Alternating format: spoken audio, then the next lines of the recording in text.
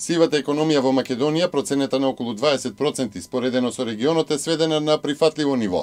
Најзастапена е во трговијата, по што следат индустријата, земјоделството, туризмот и градежништвото. За натамошно намалување клучни се деловната клима и создавањето доверба на приватниот сектор и на граѓаните во администрацијата и даношниот систем. На конференцијата посветена на справувањето со скриената економија, професорот Томе Неновски ги нагласи мерките за намалување на сивата економија, како подобрената деловна клима, преку даношната политика, фискализацијата, гилотињата во администрацијата, брзината на отворање бизнис. Според Љубомир Мишков од Универзитетот Шефилд, феноменот на сивата економија не треба да се потценува, туку да се воведат стимулирачки мерки. Додава дека таа е еден од инкубаторите за создавање предприемачи, затоа што голем дел од легалните бизниси ја почнале својата работа како дел од таа економија.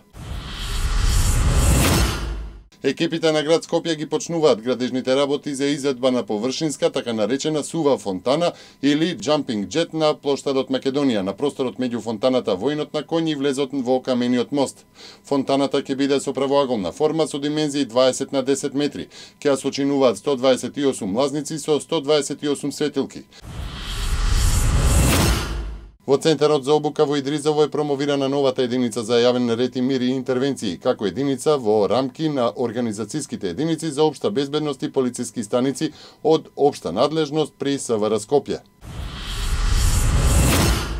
Демократската унија за интеграција денеска во Тетово ќе одржи конгрес на кој ќе се избира председател и централен одбор, а ќе биде усвоен и партиски статут и програма. Според генералниот секретар на ДУИ Абдулаким Адеми, за сега има еден кандидат за председател на ДУИ. Тој најави и друг конгрес за неколку месеци на кој тематски ќе се расправа за политиките и за стратешките цели. Лидерскиот двоец на македонската опозицијска партија СДСМ Зоран Заев и Радмила Чекеринска во Брисел повторно одбија да дадат изјава за дописникот на МИА од Брисел. Двајцата заминаа на средби со комесарот за проширување на Европската унија Штефан Филе, како и во централата на партијата на европските социјалисти. Како и посредбите во Брисел за Божик годинава, водството на СДСМ ги избегна медиумите, најавувајќи партиско соопштение од централата на СДСМ. Владата и покрај сите политички предизвици во послеизборниот период работеше целосно посветено во остварување на обврските од пристапниот диалог на високо ниво и ја усвои предлог листата на селектирани цели и приоритети како платформа за продолжување на диалогот, а кои се однесуваат на реформата на правосудството, борбата против корупцијата, слободата на изразување и медиуми, меѓуетнички односи и добрососедски односи, истакнал заменик председателот на владата задолжен за европски прашања Фатмир Бесими на средбата со генералниот директор на директоратот за проширување на Европската комисија Кристијан Даниелсон, кој престојува на редовна работна посета на Македонија. ММФ го објави својот најнов извештај за состојбите во Грција. Ке препорача Грција да продолжи со структурните реформи, чие спроведување е услов за исплата на финансиската помош од фондот и Европската унија. Првиот човек на еврогрупата, Јерун Дејселблум, вчера оцени дека грчката економија се развива добро, но дека долгот на државата е и натаму висок и оти може ќе биде потребен нов спасувачки пакет.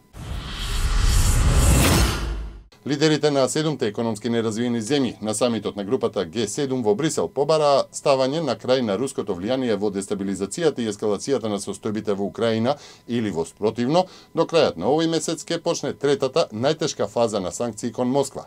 За прв пат по 15 години на овој самит не присуствуваше и рускиот председател Владимир Путин.